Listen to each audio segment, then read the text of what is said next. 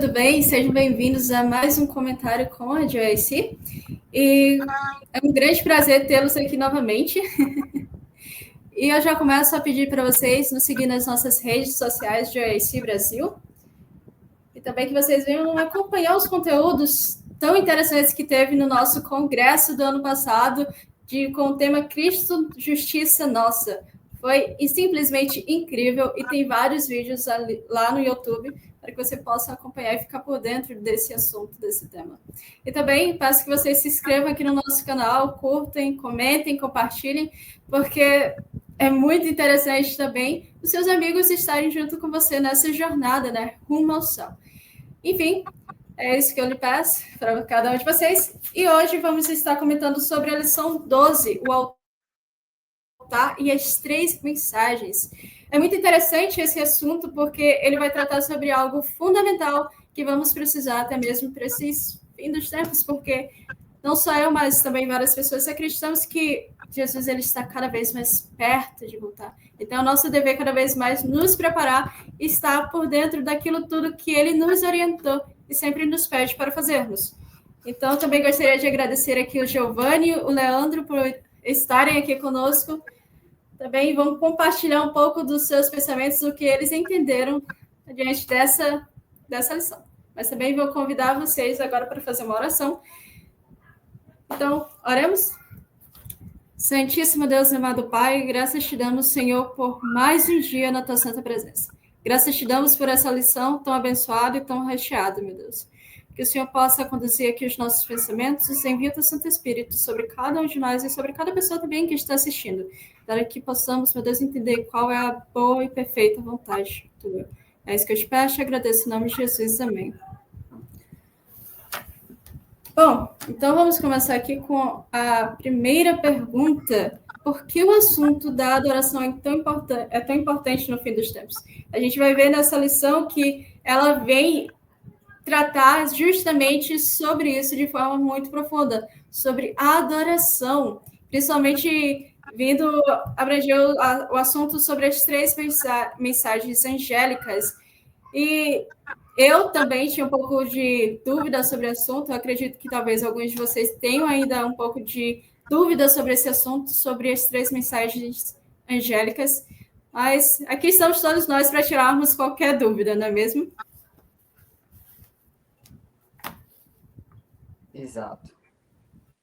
Bom, a primeira pergunta é bem interessante, porque o assunto da adoração é tão importante no fim dos tempos. Alguns podem pensar que a adoração ela está excluída do grande conflito entre Cristo e Satanás, ou que a adoração ela representa um papel secundário. Só que a adoração, na verdade, ela é o foco principal, ela é o tema central entre essa batalha, entre esse conflito. E em Isaías 14, vemos o começo desse conflito que se originou no céu e se estendeu pela terra. E em toda a Bíblia vemos o desenrolar desse conflito que gira em torno de adoração durante toda a história desse mundo. E mais em especial em Apocalipse, que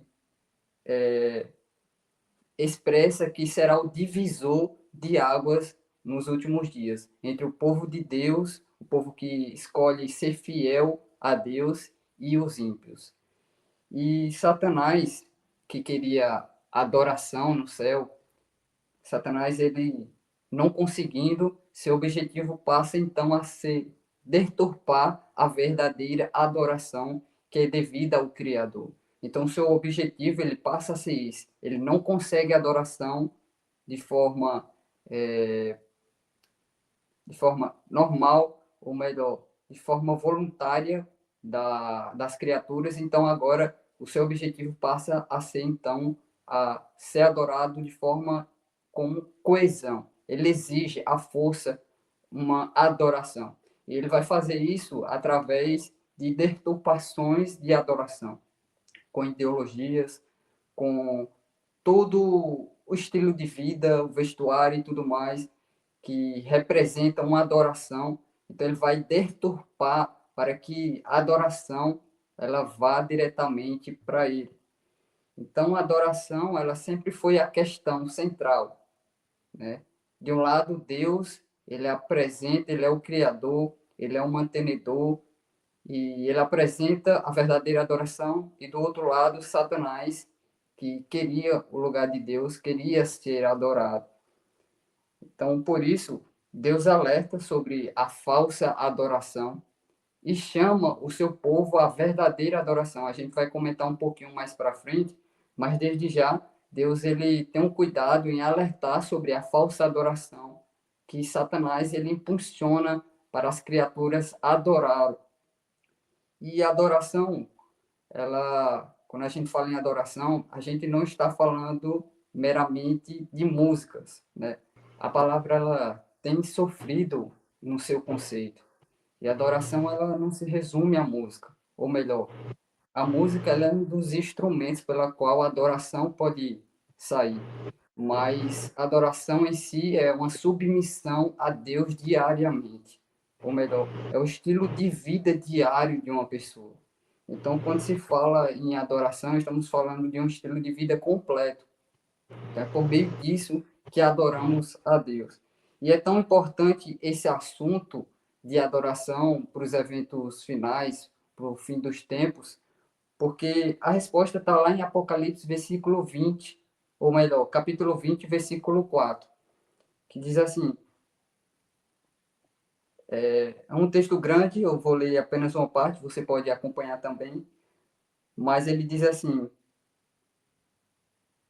e os que não adoraram a besta, nem a sua imagem, nem receberam o sinal na fronte, nem nas mãos, e viveram e reinaram com Cristo durante 1000 anos.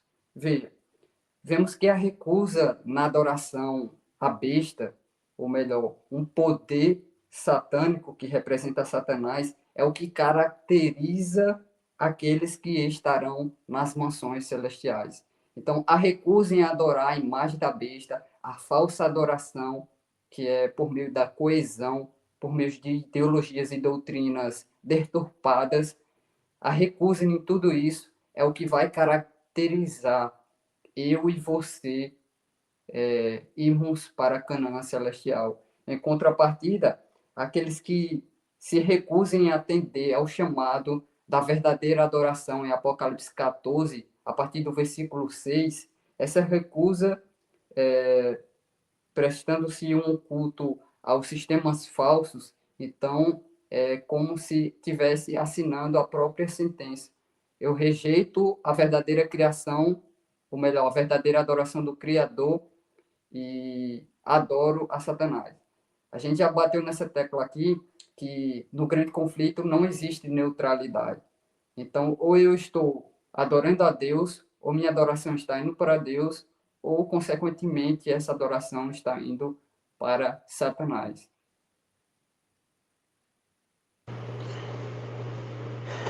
O meu comentário a respeito disso ele é um pouco breve, mas tem algo bem interessante de se notar, que o Giovanni até comentou de maneira indireta, é que em Apocalipse 14, o tema do grande conflito é a respeito de adoração. Na primeira mensagem angélica, Deus ele apresenta os verdadeiros adoradores, que são aqueles que adoram o Criador. Nas outras duas mensagens, ele apresenta um falso sistema de adoração, bem como também os seus seguidores. Então, a gente vê que o povo de Deus nos últimos dias, o remanescente, ele tem a verdadeira adoração por identidade. E isso remete a uma declaração de Cristo, onde fala que haveria um tempo, aliás, que o Pai procurava verdadeiros adoradores. E creio que muitos já ouviram falar que existem verdadeiros adoradores e os falsos. E mais para frente no capítulo, e também, na verdade, desde o início, vai falar um pouco a respeito da identidade desse povo. O fato é que no clímax do grande conflito entre o bem e o mal, a Bíblia deixa claro que esses dois grupos serão vistos de maneira distinta, tanto que os vencedores são declarados assim porque não adoraram a besta e nem a sua imagem, mas adoraram ao verdadeiro Deus. Adoração é muito mais do que, como o Giovanni falou, músicas. Adoração é um estilo de vida. tanto que quando Cristo fala que o evangelho do reino será pregado em todo o mundo, ele diz que isso seria feito na forma do testemunho. A maneira como o evangelho eterno vai ser pregado é através da vida transformada dos servos de Deus. E esse mesmo evangelho eterno, que lá em Mateus disse que seria apresentado como testemunho, volta aqui em Apocalipse 14 sob a posse de um anjo que voa pelo meio do céu, com uma mensagem que atinge aos 4 cantos da terra, dizendo para adorar aquele que fez os céus e a terra e várias fontes das águas. O grande clímax do grande conflito é a adoração, porque essa foi justamente a questão levantada do céu. Exatamente. Basicamente tudo isso que vocês falaram. Até mesmo porque, como o Leandro falou, a grande questão entre o conflito do bem e o mal, o conflito entre o bem e o mal, vai ser o assunto sobre a adoração. Quem nós estamos adorando? Quem estamos de fato servindo? Porque a adoração, ela não é só música ou outras coisas, mas é também servir. Servir a quem? Estamos servindo a Deus ou ao mal? Aos nossos próprios prazeres, ou estamos colocando isso de lado e, de fato, querendo viver o que Deus nos oferece? É interessante porque, nesse assunto, ele também vem com princípios. A adoração, ela não é o que eu bem entendo, não é o que eu quero fazer para Deus, mas é o que Ele me pede. Podemos ter boa intenção na adoração? Podemos ter. Mas e o princípio? Qual de fato é o princípio que está ali na Bíblia que eu devo seguir no rumo da adoração? Sabemos que hoje em dia tem vários estilos de música, vamos dizer assim. Outros também que pegaram alguns ritmos e só colocaram o nome lá de Deus e pronto. Mas é também o que está de trás daquilo. É interessante porque se formos pensar, quando alguém chega para cada um de nós, ou até mesmo para vocês, e pergunta, o que é adoração? Qual é a primeira coisa que vem na mente de vocês? Bom, eu me arrisco a dizer que é a questão da música, como se foi dito aqui. Porque, geralmente, sempre pensamos, não, mas adoração é você louvar, é você cantar bem alto, é você estar ali com o pessoal e tudo mais. Mas a adoração, ela vai muito além disso. Isso daí é só uma das coisas que, de fato, vem junto com a adoração. Mas a adoração é, de fato, primeiro, eu reconhecer quem é Deus. Eu exaltar a Deus da forma devida e correta de quem Ele é. Tanto que lá no Salmos 29, no verso 2, fala, deem ao Senhor a glória devida ao seu nome. Adorem o Senhor na beleza da sua santidade. Adoração também é lembrar que Deus é um Deus santo. E, enfim, entre tantas outras coisas, porque a adoração, ela não é sobre quem somos, mas é sobre quem Deus é. Também é eu, no caso, me colocar no lugar devido, que eu sou, e colocar Deus no lugar que ele de fato deve estar. Mas por que o assunto da adoração é tão importante no fim dos tempos? Sabemos que no grande conflito que aconteceu lá no céu, Lúcifer, no caso Satanás, ele queria estar no lugar de Deus, ele queria ser exaltado, ele queria de fato se colocar ali no lugar de Deus. Então ele queria tudo aquilo de honra, glória e tudo para ele. E com toda certeza isso não é diferente aqui na Terra. E sabe, uma das coisas que também pode nos levar a ter a noção de quem de fato estamos servindo são nas nossas primeiras horas dos nossos dias. Né? Quando eu acordo, qual é a primeira coisa que eu pretendo fazer? Que é que de fato eu faço? Se eu já pego e oro, lembro de Deus e faço logo aquela minha oração, ou se eu já pego e vou lá para o meu celular e fico mexendo, sei lá, no Instagram ou no WhatsApp, ou não, eu tenho que ver esse negócio aqui do trabalho. O que de fato está regendo a nossa vida? Né? Enfim, sobre esse tema de adoração, é algo fundamental para ser estudado, é algo que, se pudesse, passava mais 1 hora aqui ou 2 horas falando sobre, mas o tempo tem que ser dirigido da forma correta. Então, vamos para a nossa segunda pergunta. Agora vamos para a nossa segunda pergunta, que também está bem interessante. De que maneira as três mensagens angélicas demonstram o amor e o cuidado de Deus por nós? É fundamental também termos noção disso. Então, como vocês me responderiam isso? Bom, poderíamos falar de forma geral sobre as três mensagens, como é bem colocada, mas eu escolhi falar um pouquinho a respeito sobre cada um de forma rápida. Bom, o primeiro anjo, ele proclama o evangelho eterno, que é a boa notícia de salvação para todos. Veja, expressado no texto que é para toda tribo, língua e nação. Ou seja, é um evangelho eterno do próprio Deus, e isso é demonstrado o seu amor, o seu cuidado, porque o evangelho, ele é exclusivo para todos. Deus quer incluir todo mundo no evangelho eterno. Deus quer salvar a todos. Isso é demonstrado o seu amor e o seu cuidado por cada um de nós. E nessa primeira mensagem do primeiro anjo, é como se Deus estivesse falando de volta para a verdadeira adoração. Ou seja, Satanás ele está solta agindo de forma impulsiva para levar muitos com suas artimanhas, com seus enganos, com as suas falsas ideias, com a sua falsa adoração.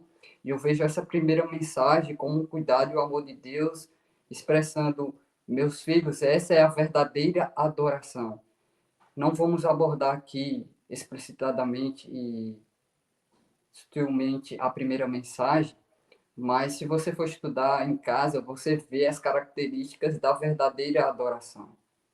Na segunda mensagem, o segundo anjo anuncia e avisa a queda de Babilônia, o sistema político religioso falso, apostatado, e Deus ele condena, e Deus ele avisa ao seu povo a tomar cuidado e a sair desse sistema falso e religioso.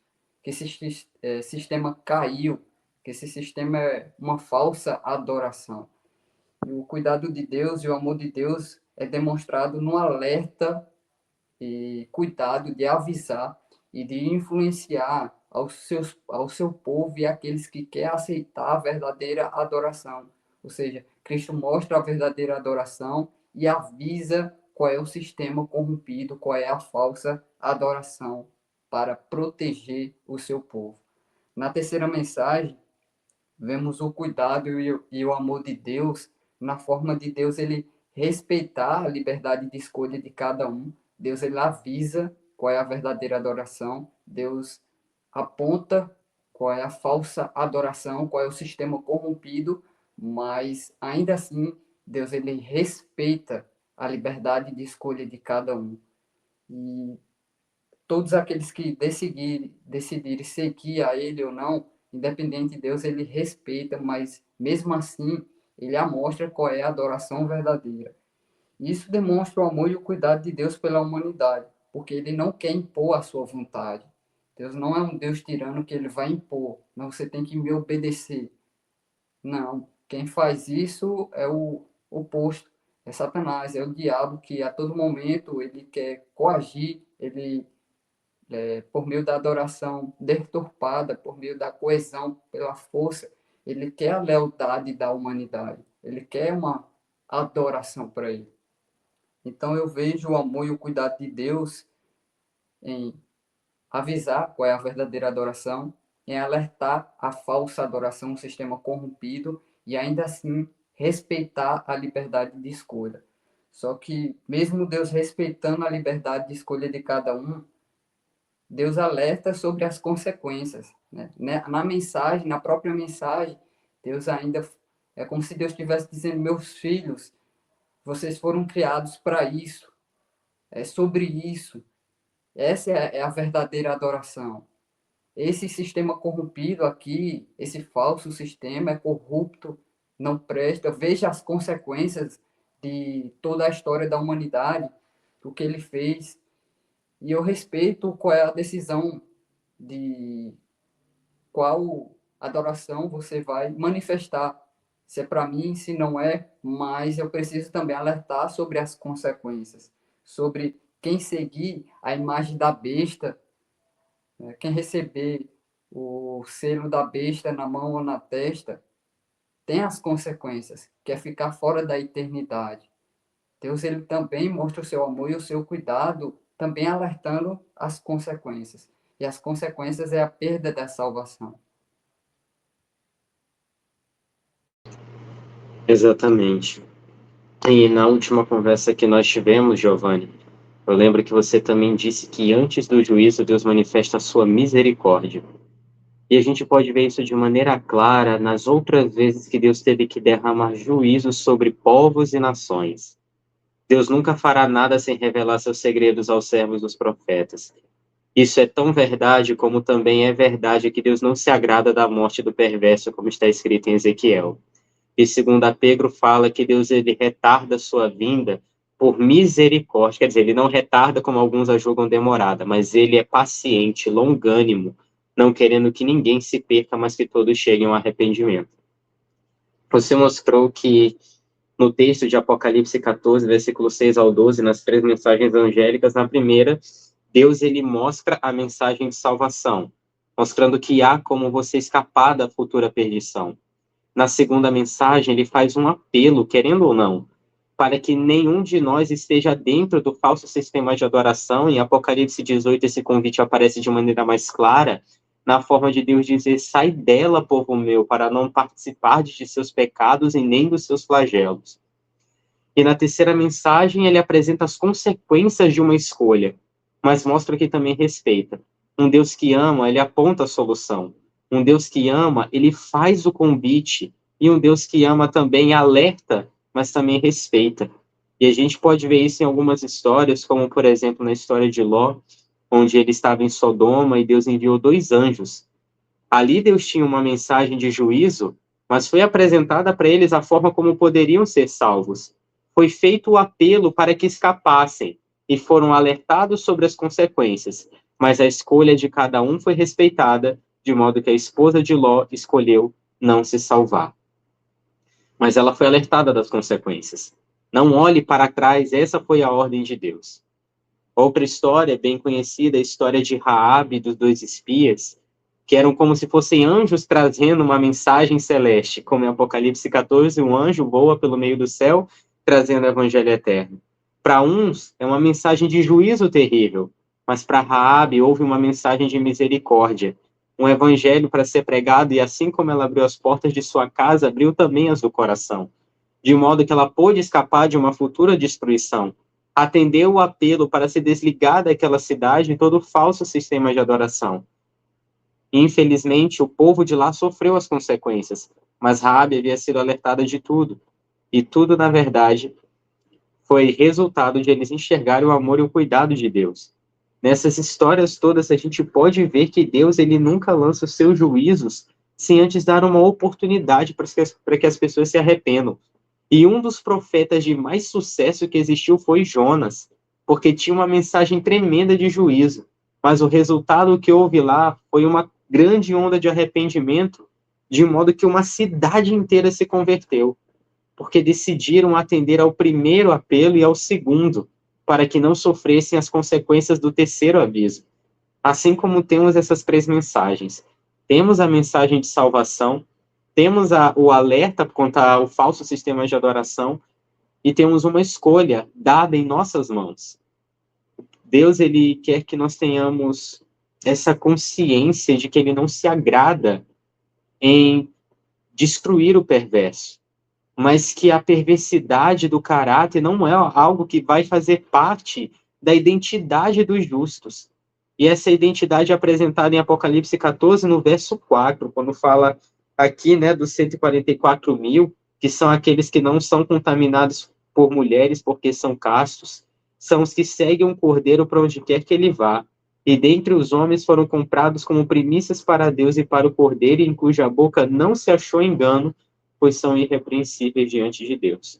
Eles nada mais têm do que o caráter de Deus escrito em suas testas, em suas mentes e nos seus corações também. Portanto, fica fácil de ver o cuidado e o amor de Deus através desses avisos. Afinal, como diz o ditado, quem avisa, amigo é. Sim, de fato. Conseguimos olhar o amor de Deus em cada detalhe, até mesmo em cada, de forma individual, mensagem, né?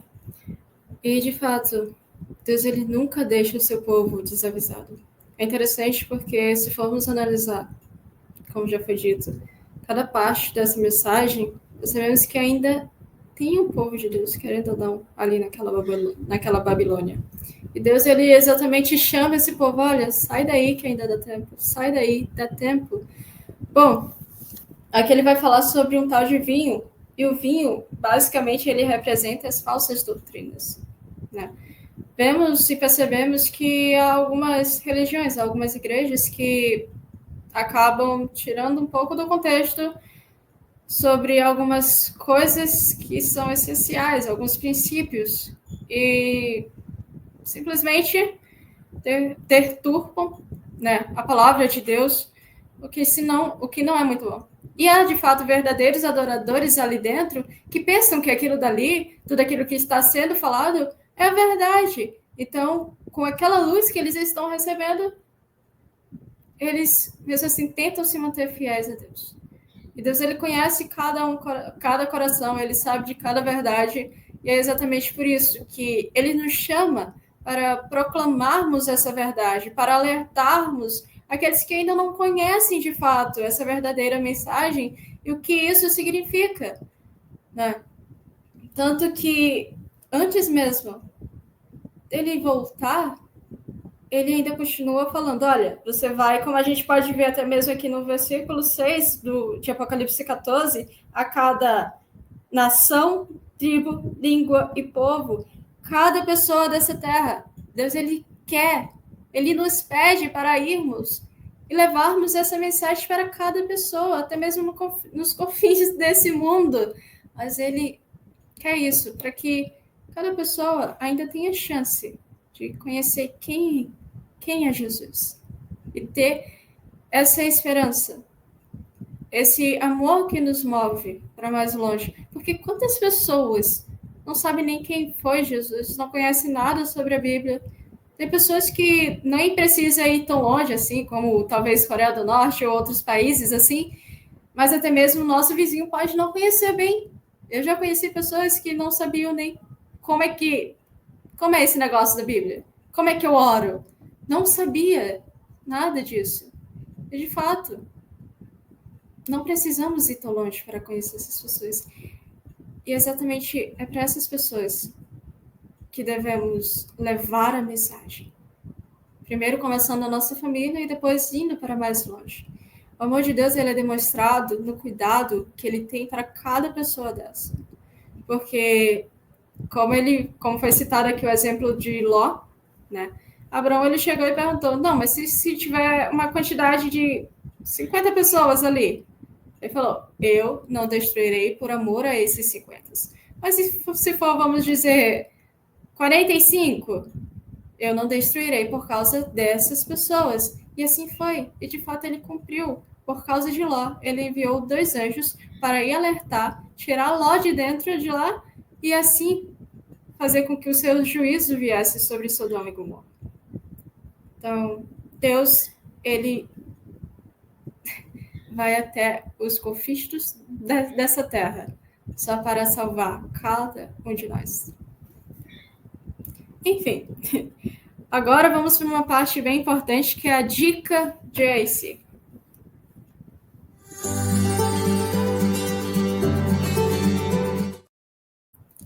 Então, a dica de hoje é algo bem especial. Há um livro que eu recomendo para vocês, é A Mensagem do Terceiro Anjo, de Jones. É bem interessante esse livro e eu garanto que vocês não vão se arrepender de ler ele, né? Mas também tem alguns vídeos por aí no YouTube que é muito bom, do pastor Hilton, do pastor... Enfim, tem vários pastores aí que eles abordam esse tema de forma bem profunda e de forma muito interessante. Então, eu espero que vocês possam também dar uma olhadinha nisso e vocês não vão se arrepender. Sem mais delongas, vamos então para a nossa terceira e última pergunta. Como podemos ter sucesso na proclamação da última mensagem de advertência ao mundo? Bom, entendemos sobre o assunto da adoração, entendemos de que maneira essas três mensagens elas podem nos demonstrar o amor, o carinho e o cuidado de Deus por nós. Mas ok, eu já sei disso tudo. Então, como é que eu posso me envolver nisso? Como é que eu posso levar essa mensagem adiante? O que eu devo fazer para me preparar? Bom, como podemos ter sucesso na proclamação da última mensagem de advertência ao mundo? Essa é uma pergunta que todos nós deveríamos fazer a nós mesmos, para termos a resposta na nossa mente, no nosso coração entucado, para que possamos não nos desviar do nosso real propósito, ao qual fomos chamados como povo remanescente, como um povo que tem uma identidade na Bíblia. E eu achei bem interessante a lição, tem uma parte que ela fala bem assim: quando Deus chamou a igreja adventista do sétimo dia à existência, ele queria uma igreja que não apenas pregasse, mas vivesse o que prega. E como é que adoramos a Deus?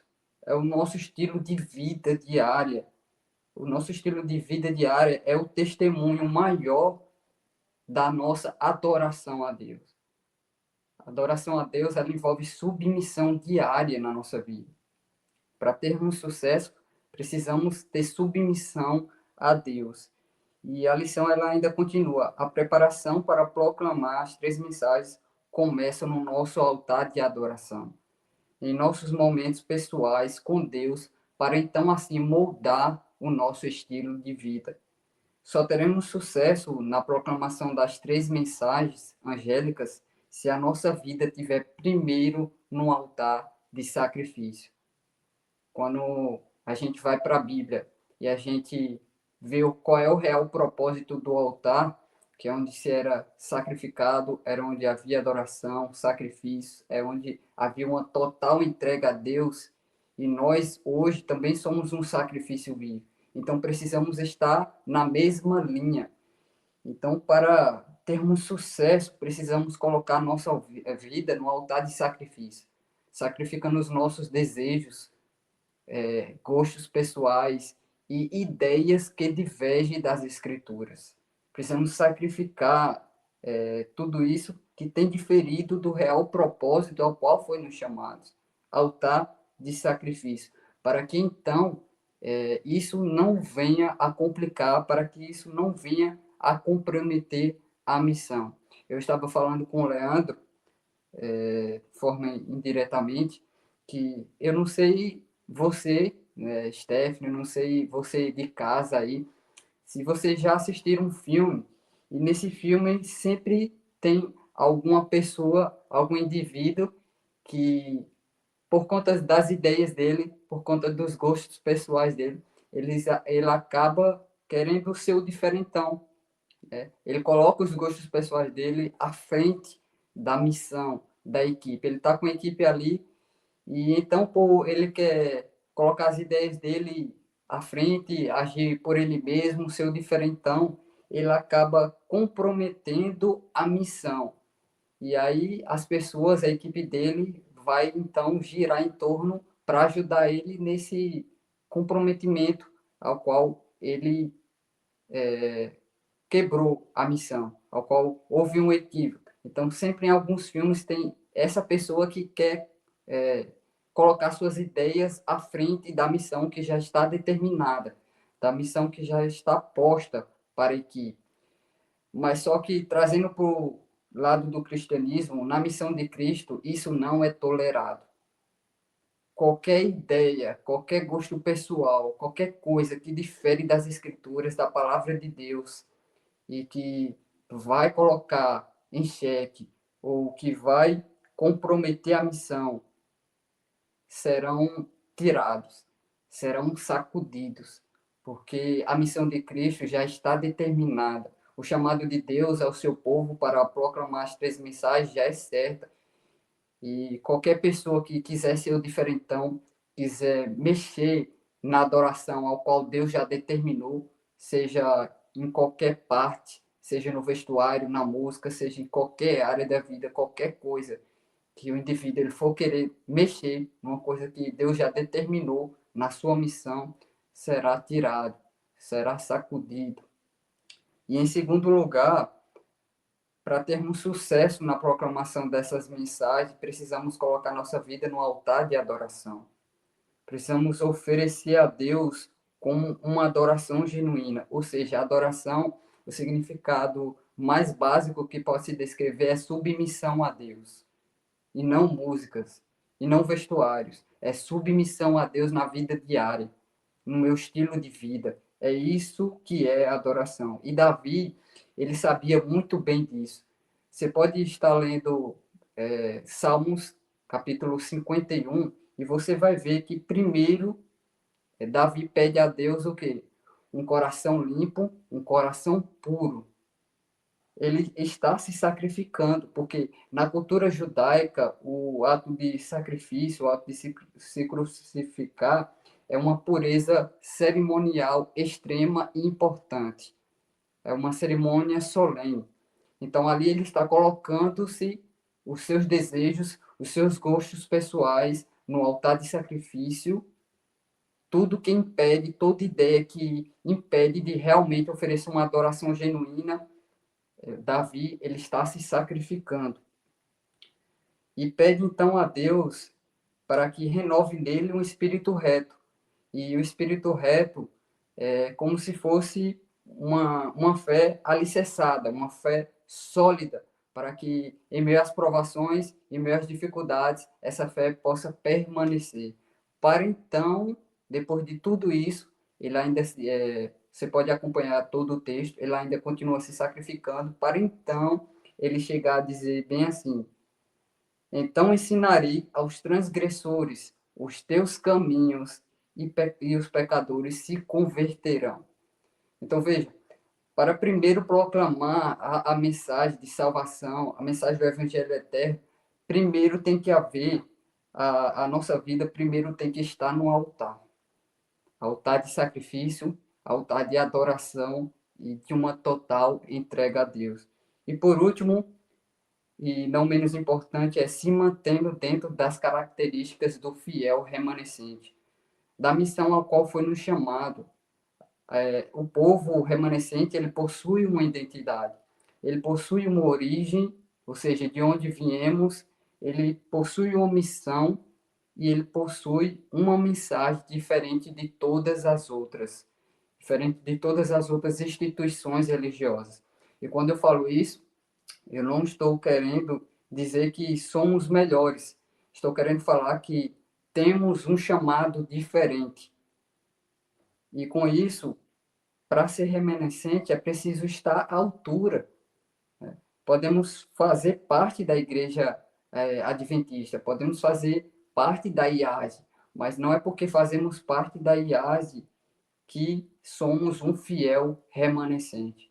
Para sermos um fiel remanescente, é preciso viver as características do fiel remanescente que já está descritas por Deus. Deus ele já deixou uma identidade clara para essa igreja, para esse povo. E querer mexer em alguma coisa disso é como querer pegar o lugar de Deus e dizer, não, Senhor, eu entendo que assim é o melhor. Não é assim, possuímos uma identidade, esse povo remanescente possui uma identidade já formada. Então, para termos sucesso, é preciso seguir esses 3 passos. É preciso ser um fiel remanescente. É preciso entender que quando eu faço parte de uma instituição, aquela instituição já tem uma identidade definida. E a nossa instituição, o povo remanescente, possui uma identidade, possui uma origem, possui uma missão e possui uma mensagem já definida.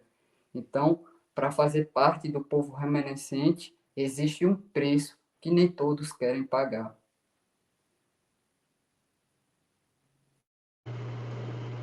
Você resumiu muito bem. O sucesso para que o evangelho tenha o devido efeito no coração das pessoas é primeiramente ter efeito no meu coração. O que fazia no período da Inquisição, da Idade Média, onde um cristão morria e multidões vinham para poder querer se tornar cristãos também. Muitas pessoas viam aqueles servos e servas de Deus morrerem queimados em piras ou serem enterrados vivos, mas ao olhar o testemunho deles, eles diziam: isso aqui funciona, eu quero isso para mim também. Por quê? Porque eles viram que aquela mensagem tinha poder. Você muito bem falou, Giovanni, do exemplo de Davi, que a mudança primeiro começa no coração. E você resumiu falando que tudo começa numa questão interna para depois virar uma coisa externa. Você resumiu muito bem os 3 convites que Cristo faz ao longo da vida. Vinde a mim, permanecei em mim, e depois ele dá o conselho de ide. Primeiro, a mudança começa dentro, e os frutos são revelados do lado de fora, multiplicando-se muito mais do que a gente poderia imaginar. Da mesma maneira, a colheita de almas só irá se multiplicar se primeiramente essa semente germinar em mim. E veja só, isso é tão forte que quando Cristo está falando com Pedro, ele disse o seguinte: Pedro, Satanás tentou te peneirar de todas as formas, mas eu orei por você. E tu, quando te converteres, fortalece aos teus irmãos. Pedro só poderia fortalecer os seus irmãos se ele antes se convertesse, aceitasse o convite de Cristo de ir até ele, e depois de permanecer com ele, e depois de pregar o evangelho. Pedro, ele é um dos personagens da Bíblia que fala que se converteu da noite para o dia. E veja só, no Desejado de Todas as Nações fala que quando ele foi quando ele negou Jesus 3 vezes, ele voltou ao mesmo lugar onde Jesus havia suado gotas de sangue. Ali foi a sua conversão. Depois ele e os discípulos passaram 40 dias com Jesus, né? Os 2 convites. Primeiro ele veio até Cristo e pelo seu sangue, no qual ele tocou no jardim do Getsêmani, ele foi finalmente transformado. Mas precisou de um tempo com Cristo e os outros discípulos permanecer para depois ele receberem a grande comissão. Ide por todo mundo, espalhar o evangelho a toda criatura. A questão do coração, ela precisa ser considerada por nós de uma maneira extremamente séria. Porque o que finalmente vai estar maduro para a colheita é o caráter. E o caráter é uma questão interna. Jesus contou a parábola de, não sei se era uma figueira, era uma árvore que não dava fruto há muito tempo. E o Senhor ordenou que aquela árvore fosse cortada. Mas o jardineiro disse: meu senhor, deixa-la mais um ano para que eu a adube e lhe dê alimento. Se depois de um ano ela não vingar, o senhor pode cortar fora. É isso que a gente precisa, nutrir a nossa vida, a nossa relação com Deus. Você falou sobre entregar o nosso corpo como sacrifício. A Bíblia fala de nos entregarmos como sacrifício vivo. Fazer uma oferta, uma entrega completa, uma oferta perfeita. Entregar a Cristo apenas parte da minha vida ou da minha servidão é dar a Ele uma oferta manca. E isso não pode ser aceito. Se meu Cristo se entregou sem reservas, por que eu deveria fazer, então, essas ditas reservas para servi-lo? Cristo não fez nada que nós, ungidos pelo poder que havia nele, não podemos fazer. Cristo é nosso exemplo em todas as coisas. E quanto a isso, precisamos nos atentar. Muitos aqui que estão nos assistindo, nós também, já atendemos ao primeiro convite. Nós viemos a Cristo e estamos aqui agora. Nosso desafio agora é com os outros 2 convites. Primeiro, de permanecer, depois de ir aonde Ele mandar. E uma coisa não pode estar desassociada da outra. Não é porque eu cheguei ao nível 3 que eu preciso descuidar dos níveis 2 e 1, pois desses 2 níveis depende todo o restante. Assim como Cristo disse que do princípio do amor depende toda a lei e os profetas. De nada adianta uma obediência exterior, sendo que o que está errado é o meu interior. É isso que precisamos entender. Você falou a respeito de identidade, Giovanni. Deus ele tem determinado a nossa mensagem, a nossa identidade, a nossa missão como povo. E qual é a identidade do povo de Deus? Apocalipse vai dizer: vi um anjo levando o evangelho eterno, né, pelo meio do céu, E quando pede para adorar, ele fala para adorar aquele que fez os céus, a terra e o mar e as fontes das águas, o nosso Criador. Veja só, nós somos chamados a ter uma associação íntima com Deus. Deus é santo. E um Deus santo tem um povo santo. Para esse povo santo, há uma terra santa. Dentro da terra santa, há uma cidade santa. Dentro da cidade santa, há um santo monte. Dentro do santo monte existe um santuário. Dentro do santuário tem o santo. E também existe o Santíssimo. Dentro do Santíssimo existe a Santa Arca da Aliança. Dentro da Santa Arca existe a Santa Lei. E na Santa Lei, a palavra santo aparece uma vez, que é justamente no mandamento que aponta para o caráter de Deus como nosso Criador. Cristo disse, sede santos como eu sou santo. Dessa maneira ele está dizendo, o caráter que eu manifestei ao mundo, vocês podem ter. Não pelo poder de vocês, mas pelo poder do Espírito Santo. Agora, todos nós queremos ser cheios do Espírito Santo. Mas para que eu seja cheio do Espírito, eu preciso, como Cristo, esvaziar-me de mim mesmo. Pois um copo cheio não pode ser cheio de outra coisa. Ele precisa se esvaziar primeiro. Se esvaziar das nossas pressuposições, do nosso orgulho, tudo que não agrada a Deus, tudo que é diferente, para que, enfim, sejamos semelhantes a Ele, assim possamos falar aos outros. E finalizando, sabe por que a lua, no quarto dia da criação, é capaz de iluminar o mundo em trevas? Porque a lua ela não tem luz em si mesma. Ela recebe a luz do sol. Assim como nós também não temos luz, mas recebemos de Cristo. E assim como as pessoas durante a noite estão em trevas, a história do mundo também começou em trevas. A minha história começou em trevas, e porque eu recebi luz, eu posso passar dessa luz para outros. Agora, eu não posso passar para outros enquanto eu não tiver luz. Se eu não tiver Cristo, não posso refletir a Cristo a outros.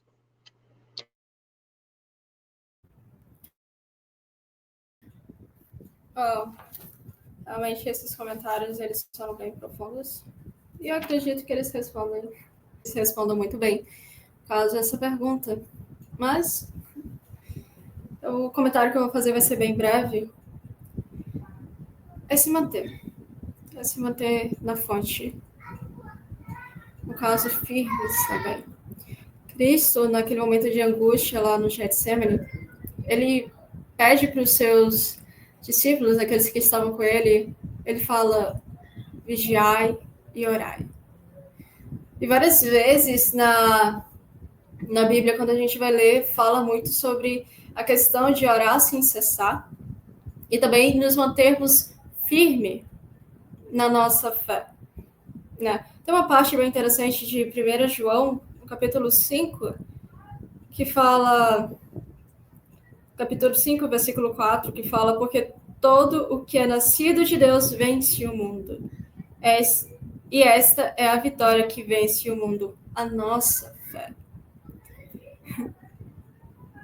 E é interessante porque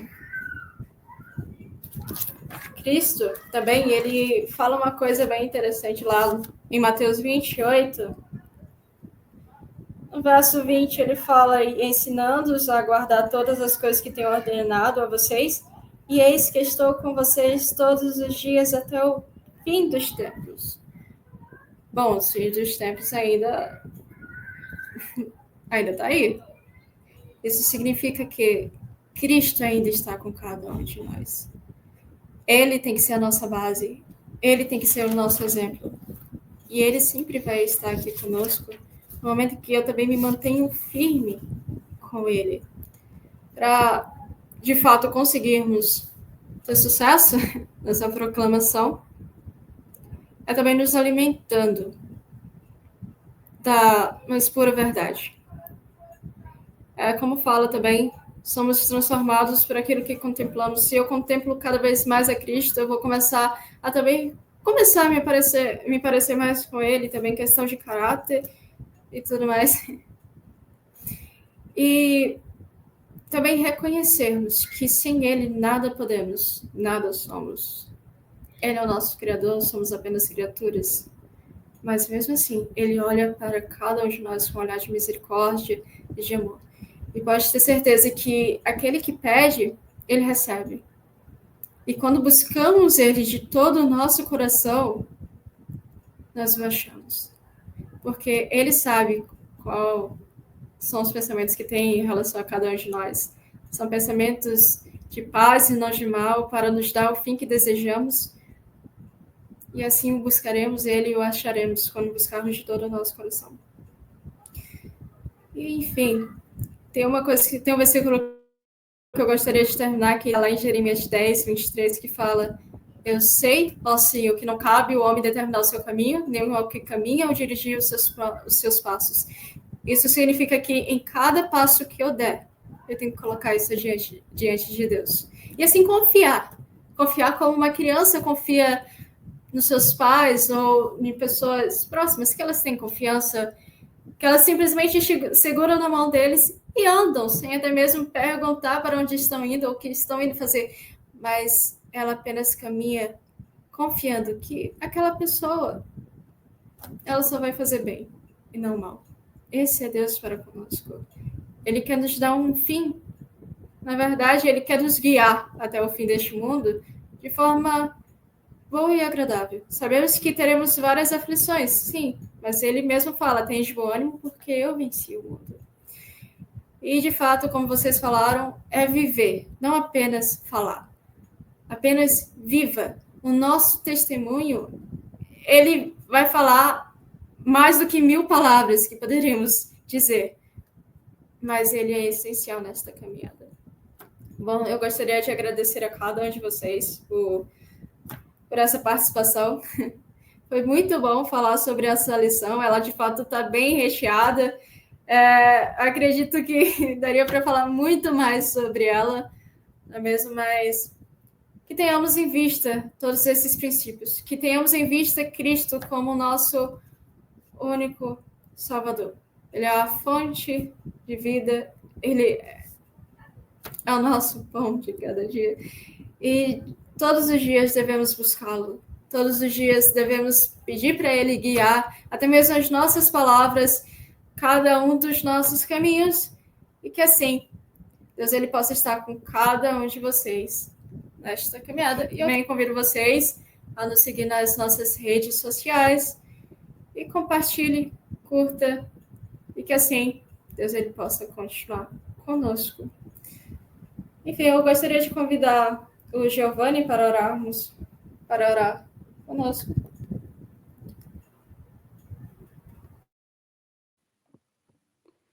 Oremos.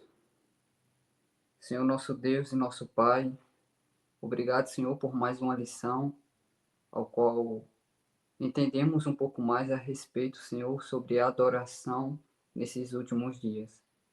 Por favor, Senhor, te pedimos que o Senhor possa inculcar na nossa mente e no nosso coração sobre a verdadeira adoração que é devida ao Criador.